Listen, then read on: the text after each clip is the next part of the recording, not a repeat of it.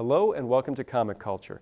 I'm Terrence Dollard, a professor in the Department of Mass Communication at the University of North Carolina at Pembroke. My guest today is writer-editor Robert Greenberger. Robert, welcome to Comic Culture. Thank you for having me on. So your career goes back to DC Comics, I believe, in the 1980s, and you've worked on some books that a lot of people would be familiar with. I was wondering if you could tell us a little bit about how you got started at DC and how you got into the editorial positions. Sure. It all began, obviously, I grew up as a comic book fan, and as a result, I was drawn to Superman, the George Reeves black and white TV show that was in reruns as I was growing up. Was fascinated by Clark Kent and the Daily Planet, so I wanted to be a journalist. I wanted to be a writer and work for newspapers. And from there, I went to college and majored in journalism and history, wanting to go into publishing. And when I was getting out of college, I applied to, I can't tell you how many book houses and newspapers and magazines. And on a flyer, I applied to Starlog Press because I loved reading Starlog magazine. And of all the places I applied, they were the only ones to give me an interview and then hire me. They wanted me to come on board in the September of 1980, but I needed summer work because I was graduating and had to pay the rent. Through the 1970s, as a comic book fan, I was attending all the New York conventions and got to know a lot of fellow New York fans, many of whom got professional positions at DC or Marvel or Charlton Comics. And one of them was Paul Levitz, who was kind enough to hire me on as summer help in the summer of 1980. So I got to meet a lot of the people. Went to Starlog, was there for three and a half years, where I created Comics Scene magazine. So I was covering the comics field and, again, getting to know the people at both DC and Marvel. And then, despite the sales starting to go up, they canceled the magazine. I was not happy working on the wrestling and boxing magazines that they put me on instead. And about 6 months later, Dick Giordano at DC Comics gave me a call and asked me to come in. At the time, they were gearing up for the company's 50th anniversary, so they needed someone to work with Len Wein and Marv Wolfman on Crisis on Infinite Earths and the Who's Who. So they brought me on because by then I had established that I knew my comics, I knew my continuity, I knew my characters, the writers and the artists. And I worked with Len and Marv. And it became clear that as the projects were gearing up, I had time on my hands. So slowly but surely, they started giving me work as an assistant editor on this book and that book, which included the Star Trek titles. And when Marv, who had been a part-timer on staff, moved off staff, they gave me the Star Trek book for my own, which I ran for the next 8 years. And along the way, I started editing my own books. And after Who's Who and Crisis were over, I was promoted to full editor and was in a position to either inherit books from people or help create my own. So when you're working on Crisis and Who's Who, is this more of an archival type thing where you're going through the old issues trying to find the characters that might be part of the story or to find the history so that you can write their encyclopedic style listing in Who's Who? Or is this something where you're maybe contributing to the story that's going to be told? Some of both, actually. Prior to my being hired, the company had hired Peter Sanderson, who is a longtime comics fan like I was, to read every comic book in the DC library, going back to 1935. And he took voluminous notes on what happened in every issue of every book. And there were these two thick 3-ring binders with all of his notes, which we thought we would be able to page through because this is pre-computer days. And so that became a starting point where we wanted to try and figure out, all right, what obscure characters do we want to include in the Who's Who lineup when we're doing the A to Z list to figure out the number of issues we needed, as well as what characters we wanted to feature or kill or change or revive during the events of the crisis. And then it was a matter of, it became very archival for Who's Who.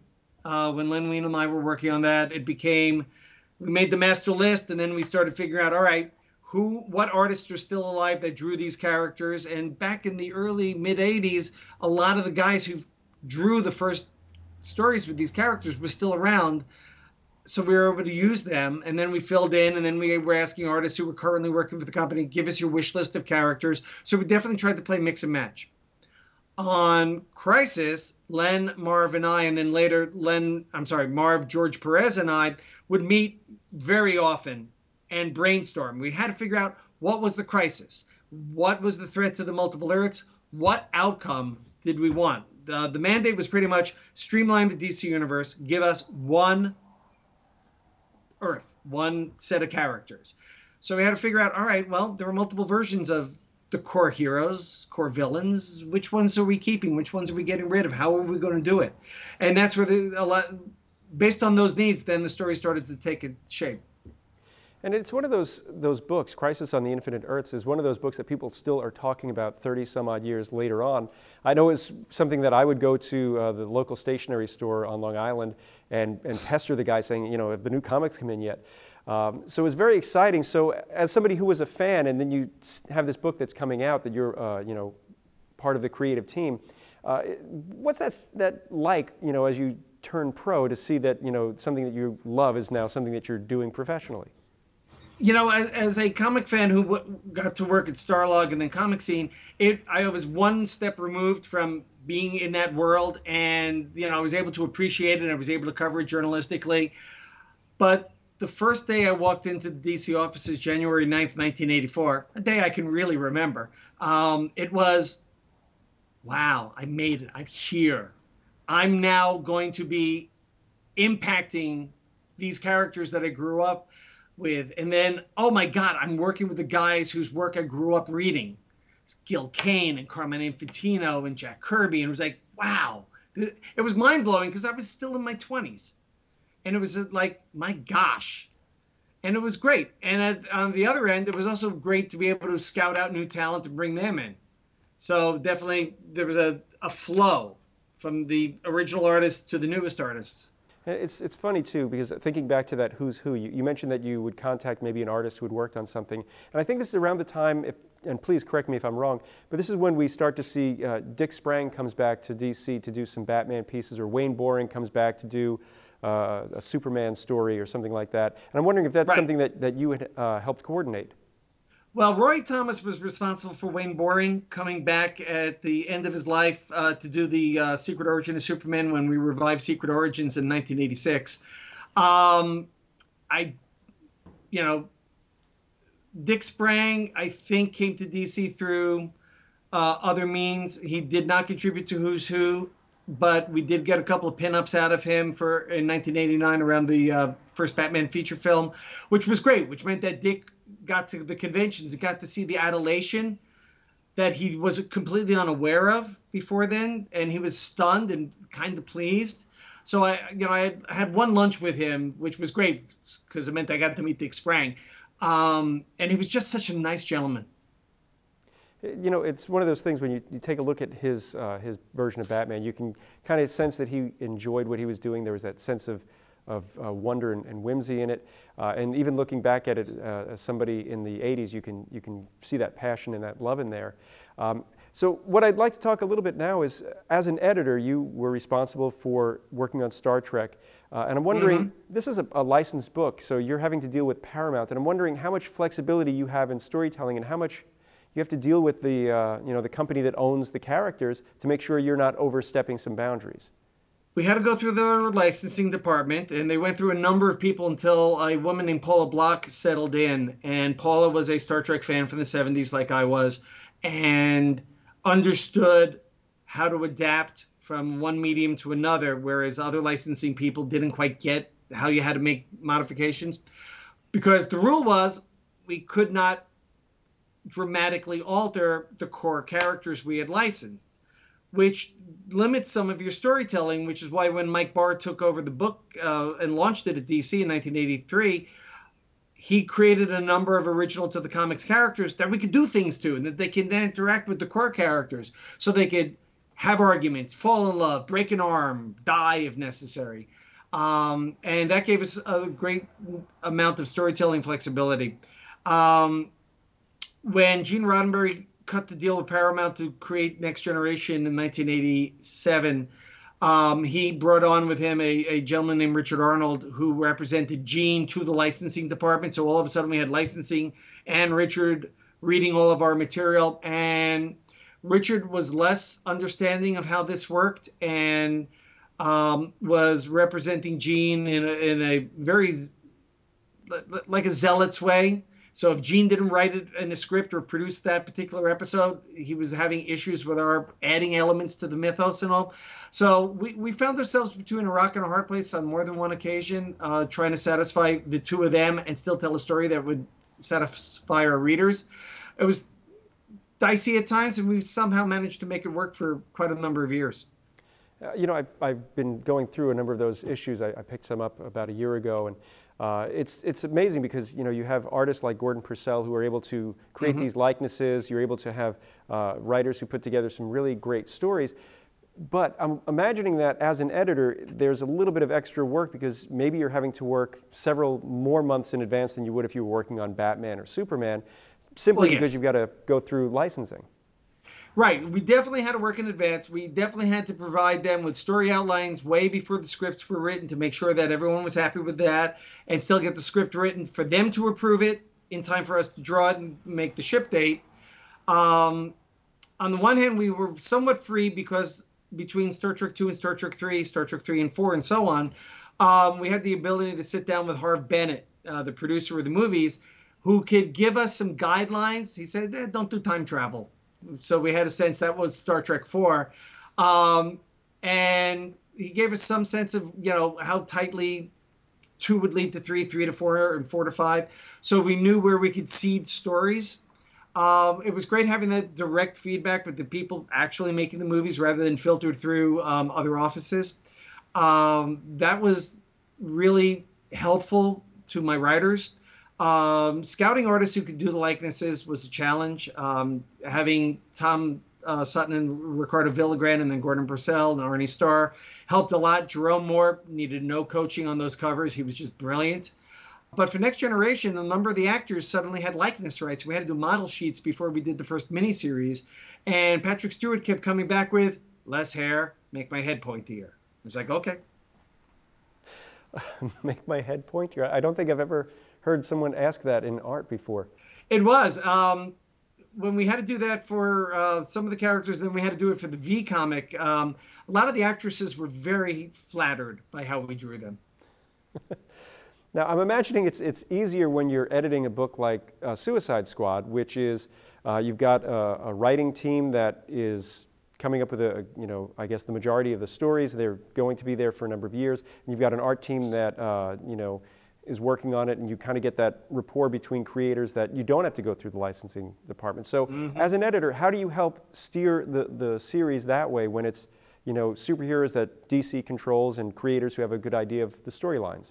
Suicide Squad was designed to be ever fluid so that we had characters coming and going. So it's a matter of going to the specific editor, the Flash editor, and go, you do anything with Captain Boomerang?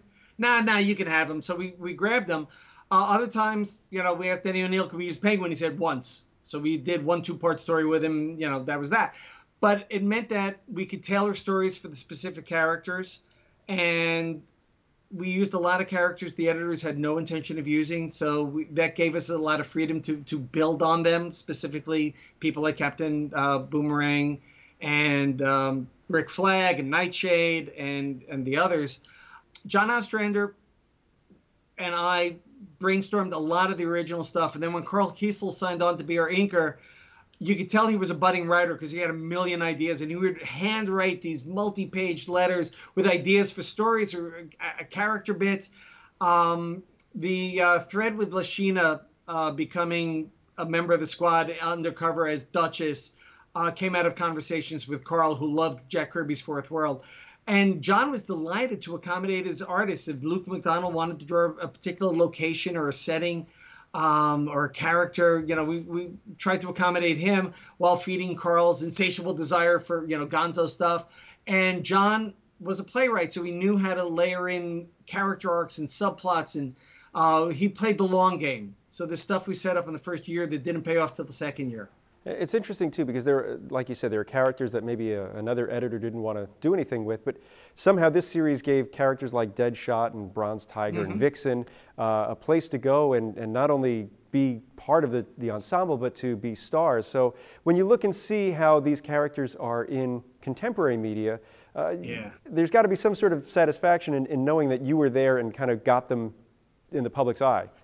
Sure, editors are like parents. You want to see your children grow up and succeed and go out on their own and flourish. And that's really how I feel about a lot of the stuff from the 1980s that I've edited that has now become the Suicide Squad on film or in animation, or even Doom Patrol on DC streaming, since some of the characters there came out of the run I edited. There's immense pride. But when I talk about it with my students in high school, they want to know, well, why isn't my name on the screen and why am I not rich? And they don't understand this was my job as the editor.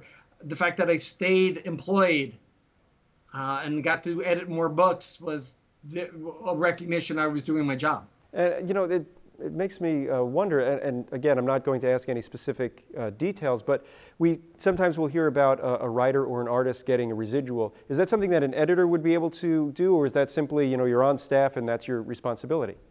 Very briefly, Marvel introduced, I think, 1/4% or 0.5% royalty for their editors to help incentivize them to, keep doing really good books.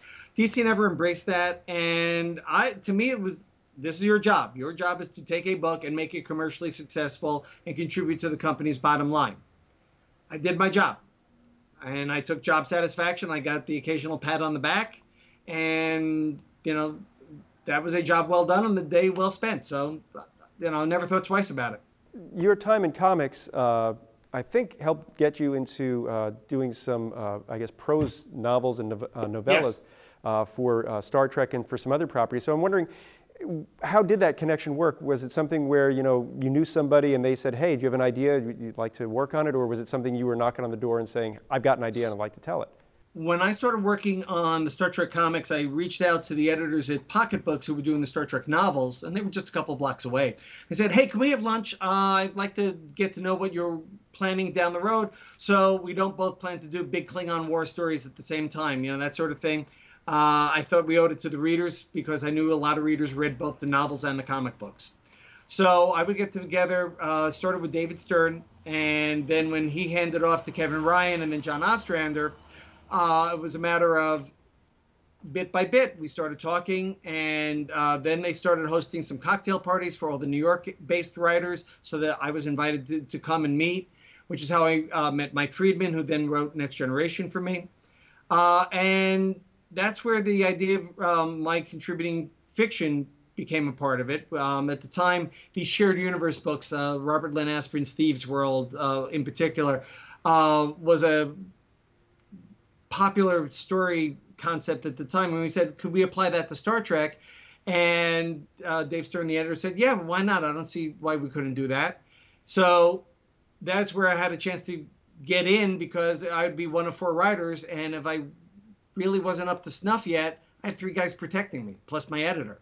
So we did that with Doomsday World, and that did well enough. And then Peter, David, Mike Friedman, and I came back and did 2 more collaborations, which led to my doing solo work, which led to short ebooks and novellas and several novels. And it was a really, really good learning experience and a lot of fun because all of a sudden I'm writing the stuff I love. And it's also got to be fun too because it's something that you don't have to share credit for in many ways. It's you at the computer putting the words on the page, not thinking about how is the artist going to interpret this. So, right.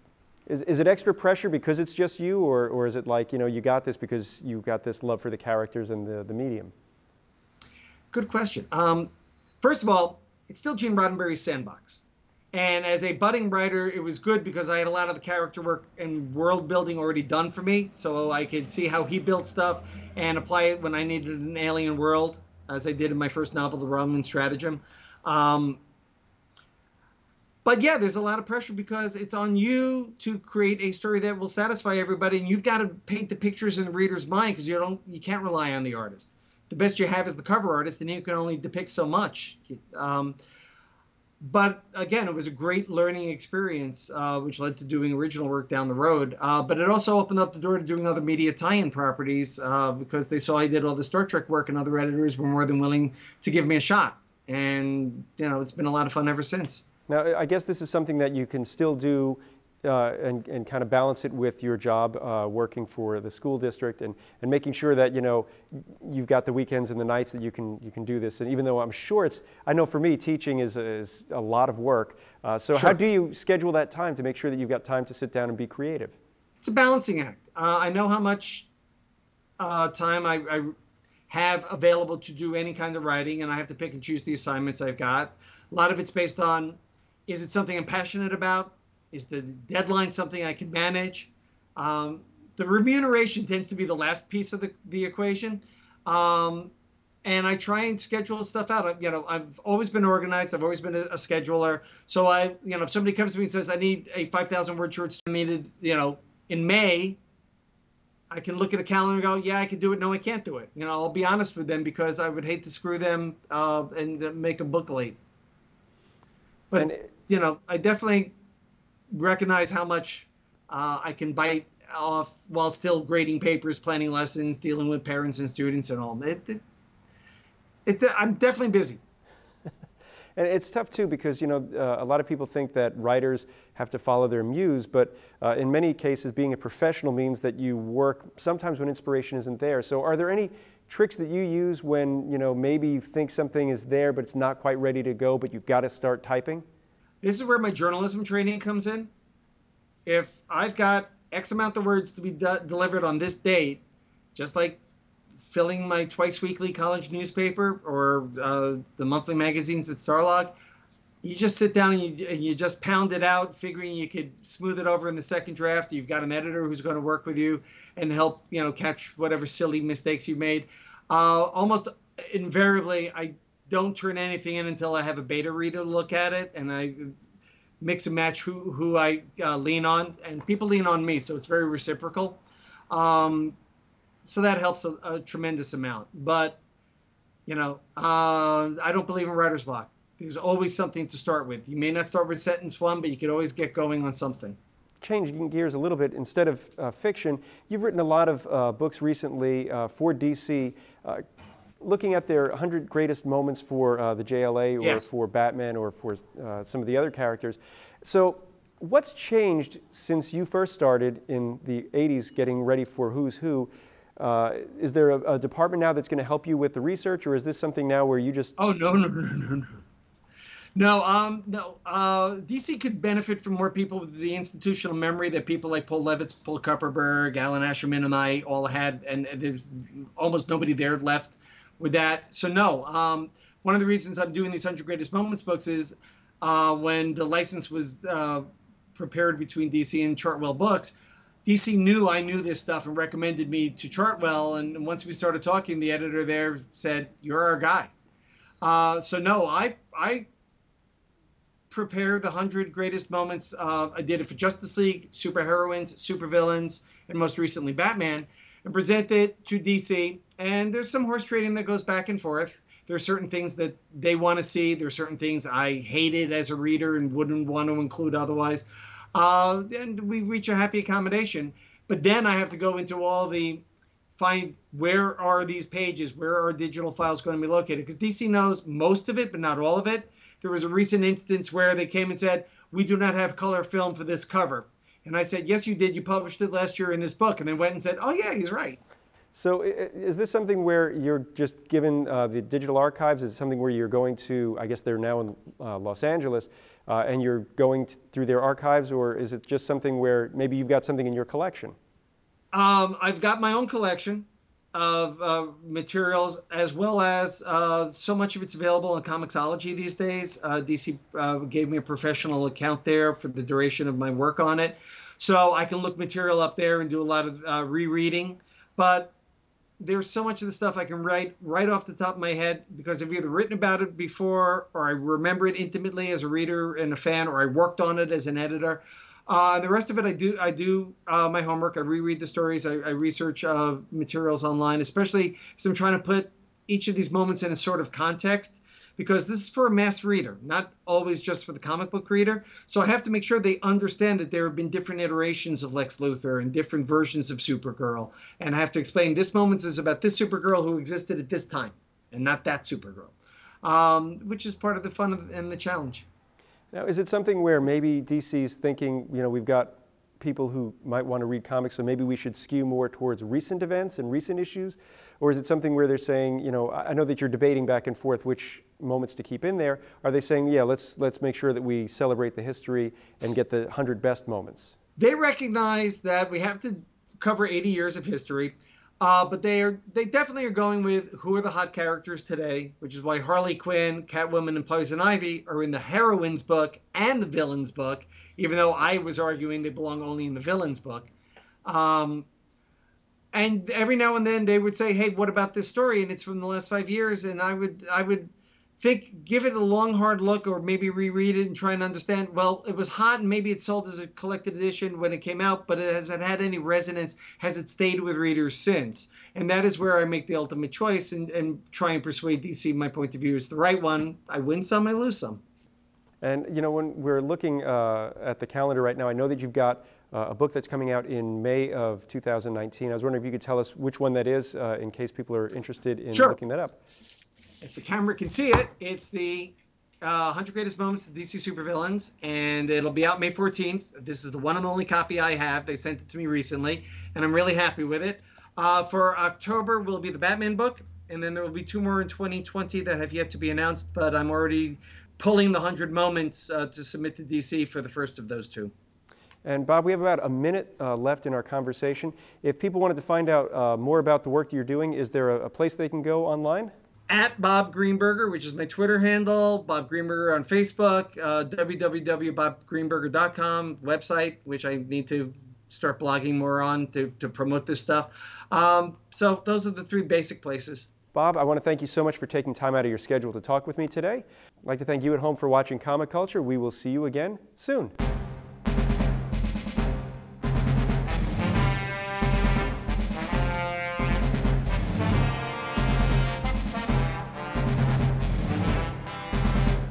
Comic Culture is a production of the Department of Mass Communication at the University of North Carolina at Pembroke.